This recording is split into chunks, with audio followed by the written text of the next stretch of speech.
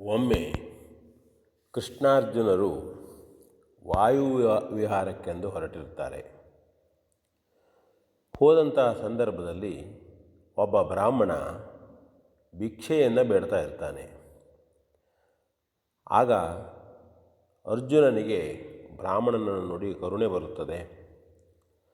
ಬ್ರಾಹ್ಮಣನನ್ನು ಕರೆದು ಅವನ ಕೈ ತುಂಬ ಸುವರ್ಣದ ನಾಣ್ಯಗಳನ್ನು ಕೊಟ್ಟು ನಿನಗೆ ಒಳ್ಳೆಯದಾಗಲಿ ಎಂದು ಕಳಿಸ್ತಾನೆ. ಬ್ರಾಹ್ಮಣ ಕೃಷ್ಣಾರ್ಜುನರಿಗೆ ವಂದಿಸಿ ಅತ್ಯಂತ ಸಂತೋಷದಿಂದ ಮನೆಯ ಕಡೆ ಹೋಗ್ತಾನೆ. ಹೋಗುವ ಸಂದರ್ಭದಲ್ಲಿ ಕೆಲವು ಕಳ್ಳರು ಆ ಬ್ರಾಹ್ಮಣನ ಸುವರ್ಣ ನಾಣ್ಯಗಳನ್ನು ಬಲಾತ್ಕಾರದಿಂದ ಕದ್ದೊಯ್ಯುತ್ತಾರೆ. ಅವನು ಪುನಃ ಅದೇ ಸ್ಥಿತಿಯಲ್ಲಿ ಹೋಗ್ತಾನೆ.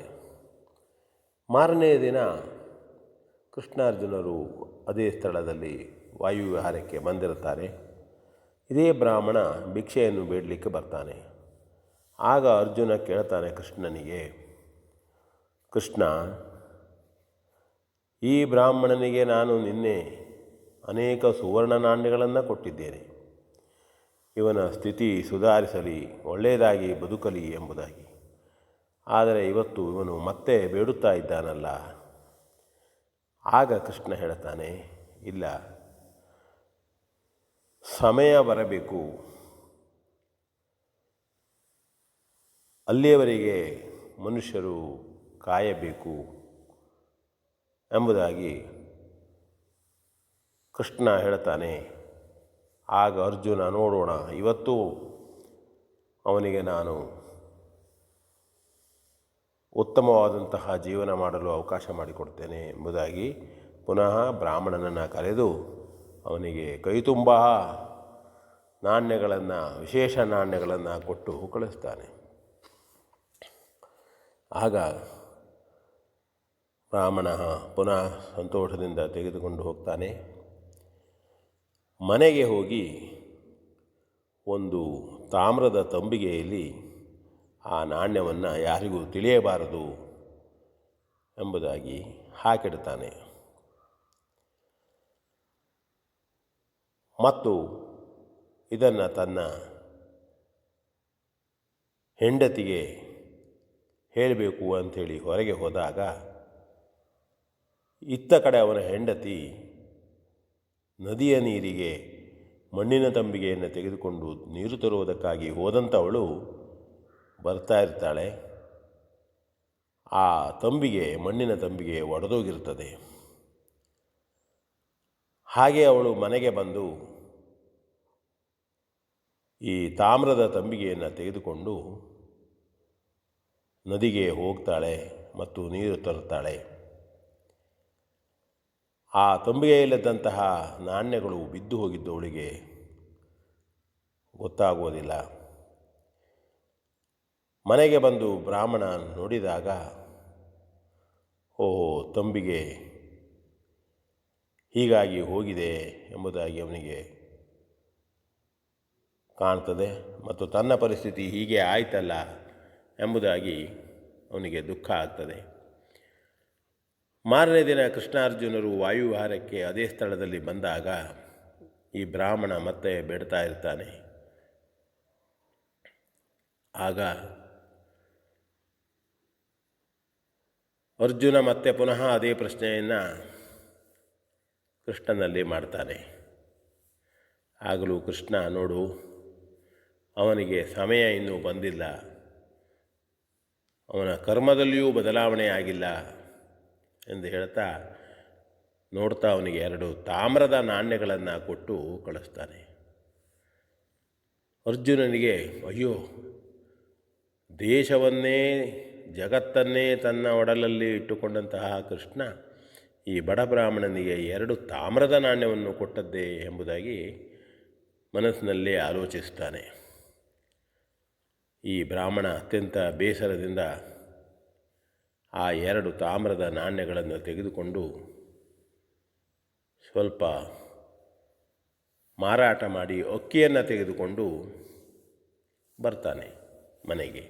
ಬರುವಾಗ ಅವನಿಗೆ ಕಾಣಿಸ್ತದೆ ತನಗೆ ಜೀವನವೇ ಬೇಡ, ಯಾತಕ್ಕಾಗಿ ತಾನು ಹೆಂಡತಿ ಮಕ್ಕಳನ್ನು ಸುಖವಾಗಿ ಸಾಕಲಿಕ್ಕಾಗೋದಿಲ್ಲ, ಈ ಅಕ್ಕಿಯಿಂದ ನಾನೇನು ಮಾಡುವುದು ಎಂದು ತಿಳಿದು ಜೀವವನ್ನೇ ತೆಗೆದುಕೊಳ್ಳೋಣ ಎಂಬುದಾಗಿ ಅವನು ನದಿಗೆ ಹೋಗ್ತಾನೆ. ಆಗ ಅವನಿಗೆ ಅಲ್ಲಿ ಒಂದು ಮೀನು ಬಲೆಯಲ್ಲಿ ಬಿದ್ದು ಒದ್ದಾಡುತ್ತಿರುವುದು ಕಾಣುತ್ತದೆ. ಆಗ ಆ ಮೀನನ್ನು ಬಲೆಯಿಂದ ಬಿಡಿಸಿ ಅವನು ಆ ಅಕ್ಕಿ ಕಾಳನ್ನು ಸಹಿತ ತೆಗೆದು ಒಗೆದು ಬಿಡ್ತಾನೆ ತನಗೆ. ಅಷ್ಟರಲ್ಲಿ ಆ ಮೀನು ತನ್ನ ಬಾಯೊಳಗಿದ್ದಂತಹ ನಾಣ್ಯಗಳನ್ನು ಉಗುಳಿಬಿಡುತ್ತದೆ. ಅದು ಅವನಿಗೆ ದೊರಕುತ್ತದೆ. ಅದು ಏನಾಗಿರ್ತದೆ ಅಂದರೆ, ಇಲ್ಲಿ ಅವನ ಹೆಂಡತಿ ಬಂಗಾರದ ತಾಮ್ರದ ಬಿಂದಿಗೆಯಲ್ಲಿ ನೀರನ್ನು ತೆಗೆದುಕೊಂಡು ಹೋಗುವಾಗ ಆ ಬಿದ್ದಂಥ ನಾಣ್ಯವನ್ನು ಈ ಮೀನು ತಿಂದಿರ್ತದೆ. ಅವನು ಅದು ಸಿಕ್ಕಿದಾಗ ಅಕ್ಕಿಯನ್ನು ಕೂಡ ಅನೇಕ ಮೀನುಗಳು ತಿಂತವೆ. ಆ ಬಂಗಾರದ ನಾಣ್ಯವನ್ನು ತೆಗೆದುಕೊಂಡು ಅವನು ಸಿಕ್ಕಿತು ಸಿಕ್ಕಿತು ಎಂಬುದಾಗಿ ಕೂಗ್ತಾನೆ. ಅದೇ ಸಂದರ್ಭದಲ್ಲಿ ಕೃಷ್ಣಾರ್ಜುನರು ಕೂಡ ಅದೇ ಸ್ಥಳದಲ್ಲಿ ಪುನಃ ಬರ್ತಾ ಇರ್ತಾರೆ.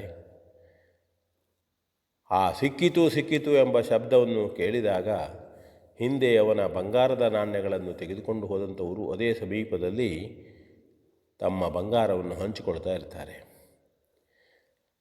ಕೃಷ್ಣಾರ್ಜುನರನ್ನು ಕೂಡ ಅವರು ನೋಡ್ತಾರೆ. ಅಯ್ಯೋ, ರಾಜಭಟರು ಬಂದರು, ತಮ್ಮನ್ನು ಹಿಡಿತಾರೆ ಎಂಬುದು ಭಾಳ ದುಃಖ ಆಗ್ತದೆ ಅವರಿಗೆ. ಅವರು ಓಡಿ ಬಂದು ಈ ಬ್ರಾಹ್ಮಣನಲ್ಲಿ, ಅಯ್ಯೋ ನಾವು ಸಿಕ್ಕಿದ್ದೇವೆ ಎಂದು ಹೇಳಬೇಡೋ, ನಿನ್ನ ಕಾಲಿಗೆ ಬೀಳ್ತೇವೆ, ನಾವು ತಪ್ಪು ಮಾಡಿದ್ದೇವೆ, ನಿನ್ನ ಬಂಗಾರವನ್ನು ತೆಗೆದುಕೋ ಎಂದು ಹೇಳಿ ಅವನು ಕದ್ದಂತಹ ಬಂಗಾರವನ್ನು ಸಹಿತ ಕೊಟ್ಟು ಓಡಿ ಹೋಗ್ತಾರೆ. ಆಗ ಪುನಃ ಎಲ್ಲವೂ ಈ ಬ್ರಾಹ್ಮಣನಿಗೆ ಸಿಗುತ್ತದೆ. ಸಂತೋಷ ಆಗ್ತದೆ ಅವನಿಗೆ. ಆಗ ಕೃಷ್ಣ ಅರ್ಜುನನಿಗೆ ಹೇಳ್ತಾನೆ, ನೋಡು ಅರ್ಜುನ, ಈಗ ಆ ಬ್ರಾಹ್ಮಣ ಎಷ್ಟು ಸಂತೋಷದಲ್ಲಿದ್ದಾನೆ. ಅವನು ಕೇವಲ ತನ್ನ ಸ್ವಾರ್ಥಕ್ಕಾಗಿ ಭಿಕ್ಷೆಯನ್ನು ಬೇಡ್ತಿದ್ದ. ಆದರೆ ಬೇಡಿದಂಥ ಭಿಕ್ಷೆಯನ್ನು ಬೇರೆಯವರಿಗೆ ನೀಡಿದಾಗ, ಪರರಿಗೆ ಅನುಕೂಲ ಮಾಡಿಕೊಟ್ಟಾಗ ಅವನ ಕರ್ಮದ ಮಹತ್ವ ಹೆಚ್ಚಾಯಿತು. ಮತ್ತು ದಾನವನ್ನು ಮಾಡಿದಾಗ ಪುಣ್ಯ ಸಂಚಯ ಅವನಿಗೆ ಆಯಿತು. ಹಾಗಾಗಿ ಅದಲ್ಲದೆ ಆ ಅಕ್ಕಿಯನ್ನು ತಿಂತಲ್ಲ ಅವನ ಮೀನುಗಳು, ಬೇರೆಯವರಿಗೆ ಅವನ ಅಕ್ಕಿಯನ್ನು ಕೊಟ್ಟನಲ್ಲ, ಇದರಿಂದ ಅವನ ಕರ್ಮದಲ್ಲಿ ಅವನು ಬೇರೆಯವರಿಗೂ ಕೂಡ ಸಹಾಯ ಮಾಡಿದ. ಹೀಗೆ ನಾವು ಸಹಾಯ ಮಾಡುವುದರಿಂದ, ಉತ್ತಮವಾದಂತಹ ಕಾರ್ಯಗಳನ್ನು ಮಾಡುವುದರಿಂದ ಆಯಾ ಕರ್ಮಗಳ ಮೇಲಿಂದ ಅವನಿಗೆ ಪುಣ್ಯ ಸಂಚಯ ಆಗ್ತದೆ. ಎಲ್ಲಕ್ಕೂ ನಾವು ಕಾಲವನ್ನು ನಿರೀಕ್ಷಿಸಬೇಕು, ಸಂಯಮದಿಂದ ವ್ಯವಹರಿಸಬೇಕು ಎಂದು ಹೇಳ್ತಾ ಅರ್ಜುನನಿಗೆ ಸಮಾಧಾನ ಮಾಡ್ತಾನೆ. V N Bhagwat, Baraballi.